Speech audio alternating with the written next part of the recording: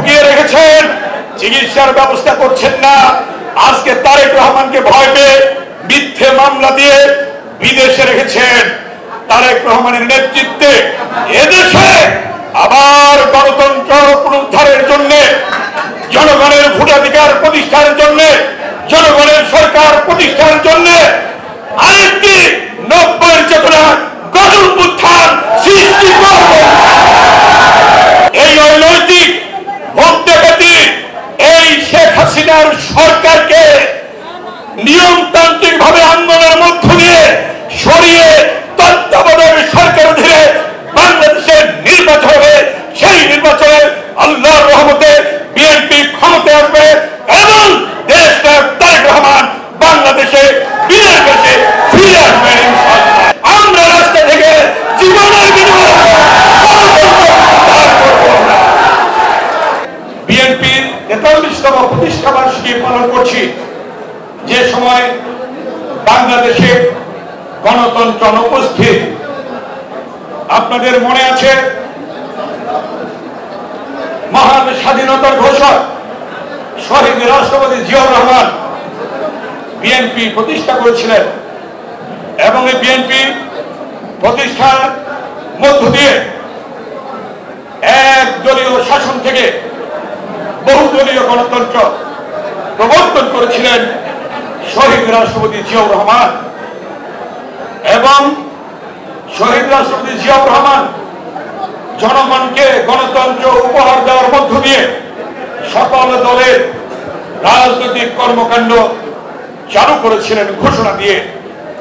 আমরা যেখানে দাঁড়িয়ে কথা বলছি, এই জাতীয় প্রেস ক্লাবে সাংবাদিকদের লিখনির স্বাধীনতা দিয়েছিলেন এবং এই জাতীয় প্রেস ক্লাবে বহুতল ভবনের ভিত্তিপ্রস্তর স্থাপন করেছিলেন শহীদ রাষ্ট্রপতি জিয়াউর রহমান। আরেকদিকে শেখ মুজিবুর রহমান সকল সংবাদপত্র বন্ধ করে দিয়ে মাত্র 4টি সংবাদপত্র চালু রেখেছিলেন। একদিকে সাংবাদিকদের মুখ বন্ধ করেছিলেন শেখ মুজিবুর রহমান, আরেকদিকে গণতন্ত্র হরণ করে সকল দল বন্ধ করে দিয়ে একদলীয় শাসন পরিচালনা করেছিলেন।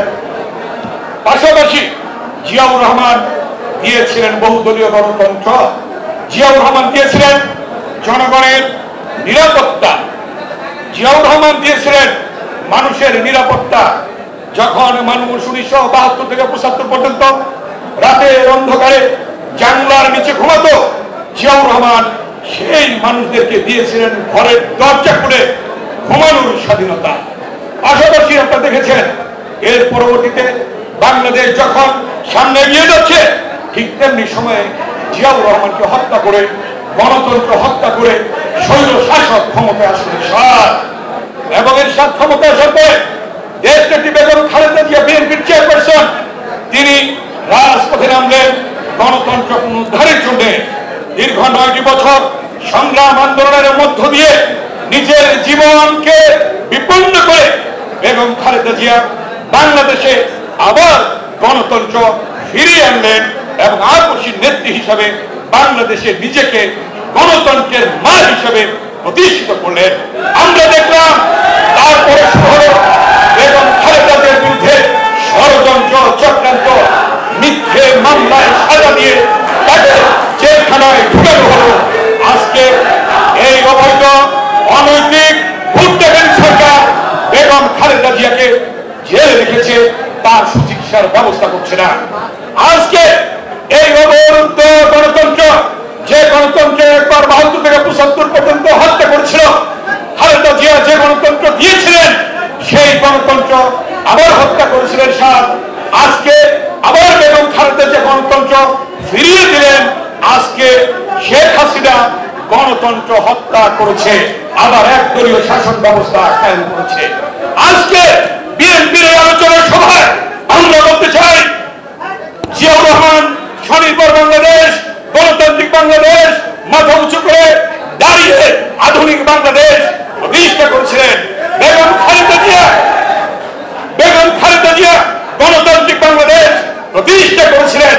আজকে এই অবরুদ্ধ গণতন্ত্র, অনুপস্থিত গণতন্ত্র, এই গণতন্ত্রকে পুনরুদ্ধারের জন্য বিএনপির ভারপ্রাপ্ত চেয়ারম্যান দেশনায়ক তারেক রহমান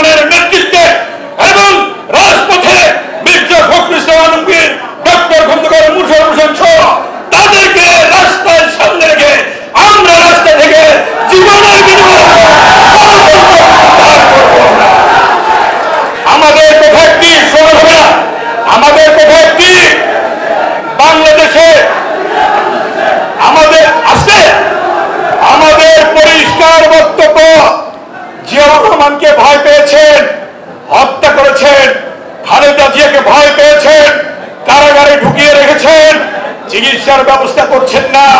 আজকে তারেক রহমানকে ভয় পেয়ে মিথ্যে মামলা দিয়ে বিদেশে রেখেছেন। তারেক রহমানের নেতৃত্বে এদেশে আবার গণতন্ত্র পুনরুদ্ধারের জন্য, জনগণের ভোটাধিকার প্রতিষ্ঠার জন্য, জনগণের সরকার প্রতিষ্ঠার জন্য আরেকটি 90-এর চেতনা গণ-অভ্যুত্থান সৃষ্টি করব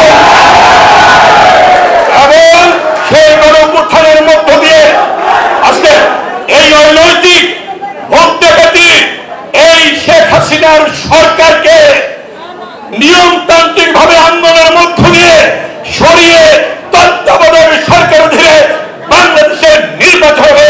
সেই নির্বাচনে আল্লাহর রহমতে বিএনপি ক্ষমতায় আসবে এবং দেশনায়ক তারেক রহমান বাংলাদেশে বিজয় পেশে ফিরে আসবেন ইনশাআল্লাহ।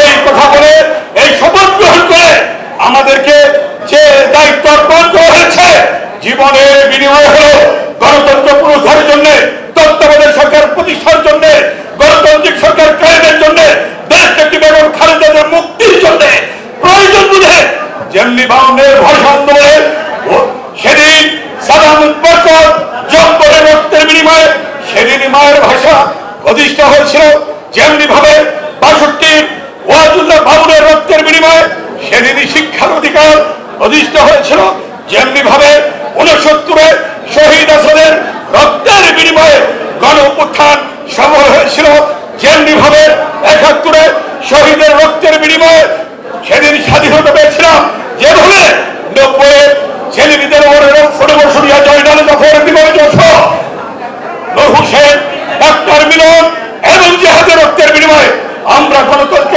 পুনরুদ্ধার করছি বেগম খালেদা জিয়ার নেতৃত্বে।